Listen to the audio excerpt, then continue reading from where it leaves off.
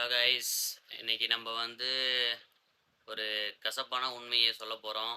So அதை ஏற்றுக்கிறதும் ஏற்றுக்காததும் உங்களுடைய விருப்பம். ஸோ ஒத்துக்கிட மனசுனாலும் அதுதான் நிஜம். ஓகேவா? ஸோ இங்கே எத்தனை பேர் வேலைக்கு போனால் நம்ம செட்டில் ஆகிடுவோம், நம்ம வாழ்க்கை மாறிடும்னு நினைக்கிறீங்க?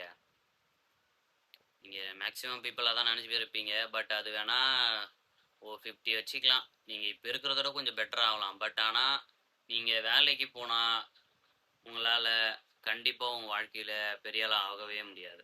ஸோ நீங்கள் இப்போ ஏன் இதை சொல்கிறேன்னா, இப்போ நீங்கள் வேலைக்கு போனாலுமே உங்களால் மாதம் இவ்வளோ இன்கம் தான் வரும். நீங்கள் அதுக்காக ஒரு கம்பெனியில் வேலை செய்யணும், அவன் என் திட்டுவான், என்ன வேணால் பண்ணுவான், எப்போ வேணால் வேலையை விட்டு தூக்கலாம், அது நிரந்தரமே கிடையாது. ஸோ அந்த வேலையை நீங்கள் செஞ்சுக்கிட்டே உங்களுக்கு தேவையான அடுத்த சோர்ஸை நீங்கள் ரெடி பண்ணணும். ஏன்னா இப்போ 2010 இருந்த விலைவாசி இப்போ கிடையாது. ஆனால் அவங்க சேலரி எவ்வளோ இன்க்ரிமெண்ட் ஆயிருக்குன்னு பாருங்கள். உதாரணத்துக்கு கோல்டு எடுத்துங்க. 2010 எவ்வளோ இருந்தது, இப்போ 2026 எவ்வளோ இருக்குது. ஸோ எல்லாமே விலை ஏறிக்கிட்டு போயிட்டு தான் இருக்குது. பட் ஆனால் நம்ம மட்டும் இம்ப்ரூவ்மெண்ட்டே ஆகலை. ஸோ ஃபஸ்ட்டு நீங்கள் இம்ப்ரூவ் ஆகுங்க. So don't fucking chase the job. ஓகேவா? So try to find the solution for the business or other any ideas. Okay. So இங்கே பிஸ்னஸ் பண்ணாலும் பொழைச்சிடலாமான்னு கேட்டால் கஷ்டம்தான். நீங்கள் ஒரு விஷயத்த தெளிவாக புரிஞ்சுக்கணும். நீங்கள் ட்ரை பண்ணால் வின் ஆர் லாஸ் இருக்குது. பட் ஆனால் ட்ரை பண்ணலாம் லாஸ் மட்டும்தான் இருக்குது. நீங்கள் ஃபஸ்ட்டு உங்கள் கம்ஃபர்ட் ஜோனை விட்டு வெளியே வாங்க. ஓகேவா? நீங்கள் எப்போ அதுலேருந்து வெளியே உங்களை நீங்களே மாற்றிக்க ட்ரை பண்ணுறீங்களோ கஷ்டமாக தான் இருக்கும்.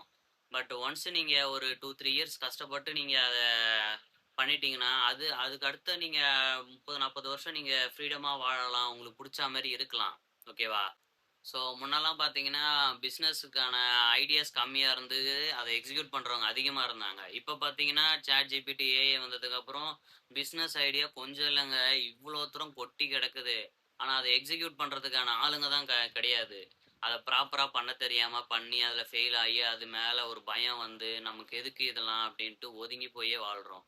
ஸோ அதுபோல் இருக்காதீங்க. உங்களுக்கு தெரியலனா ஒரு விஷயத்தை தெரிஞ்சுக்குங்க. நீங்கள் ஒரு விஷயம் செய்ய போகிறீங்கன்னா அதை பற்றின ஃபுல் டீட்டெயிலை கலெக்ட் பண்ணுங்கள்.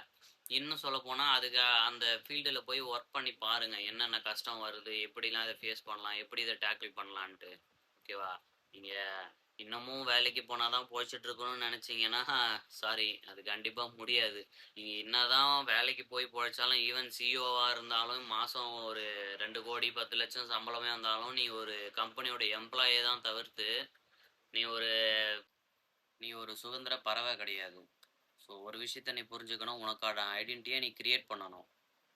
ஆனால் இடத்துல கிடையாது. ஓகேவா? சொல்லலாம் இவன் சும்மா வாய்க்கு பேசுகிறான்னு, ஆனால் இதுக்கு பார்க்குறவங்களுக்கு தெரியும், இதோடைய சீரியஸ்னஸ் புரிஞ்சவங்களுக்கு தான் தெரியும் இது ரொம்ப முக்கியம், எவ்வளோ இம்பார்ட்டன்ட்டு. ஓகேவா?